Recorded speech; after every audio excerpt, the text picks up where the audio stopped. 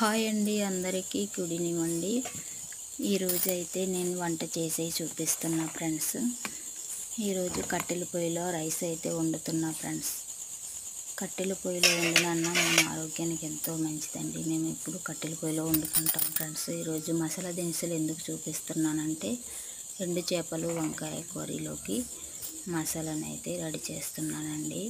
ధనియాలు, జీలకర్ర, గసగసాలు, అల్లం వెల్లుల్లి ఇవన్నీ వేసి రాయిలో అయితే నూరుతున్నానండి. మసాలా రాయిలో మనం మిక్సీ కన్నా మసాలా రాయిలో చేసింది చాలా మంచిదండి ఆరోగ్యానికి కూడా.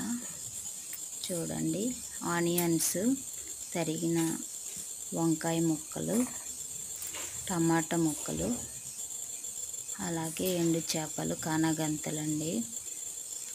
వండుకొని చాలా రోజులయ్యింది, అందుకని ఈరోజు అయితే వంకాయతో కలిపి వండుతున్నానండి. అన్నీ రెడీగా పెట్టుకున్నాను, మసాలాలు అన్నీ. చూడండి ఫ్రెండ్స్, స్టవ్ను అయితే వెలిగిస్తున్నా. ఆయిల్ అయితే వేస్తున్నానండి.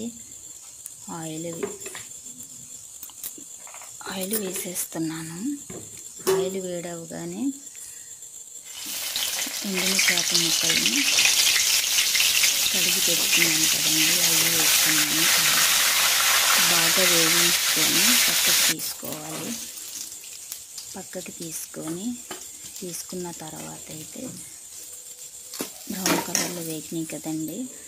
కరివేపాకు అయితే వేసుకున్నాను ఫ్రెండ్స్. తర్వాత ఆనియన్స్ వేస్తున్నానండి. కాసేపు మంట పెట్టుకోవాలి.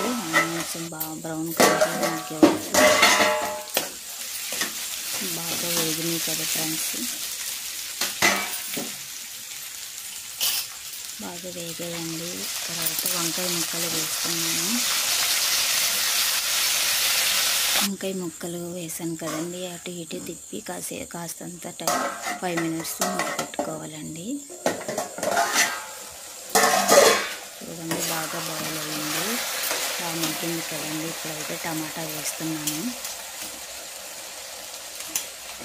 టమాటా వేసేసి కాసేపు కలిపి మూత పెట్టుకోవాలండి. మళ్ళీ టమాటా అది మగ్గే వరకు బాగా మగ్గిపోయింది. టమాటా కూడా వేసిన తర్వాత తగినంత సాల్ట్, తగినంత పసుపు, తగినంత కారం వేసుకొని బాగా తిప్పుకొని బాగా బాయిల్ అయ్యాక మూత పెట్టుకొని తర్వాత మసాలా ఎండు చేప ముక్కలు వేసుకోవాలండి. ఓకే ఫ్రెండ్స్, బాయ్ అండి.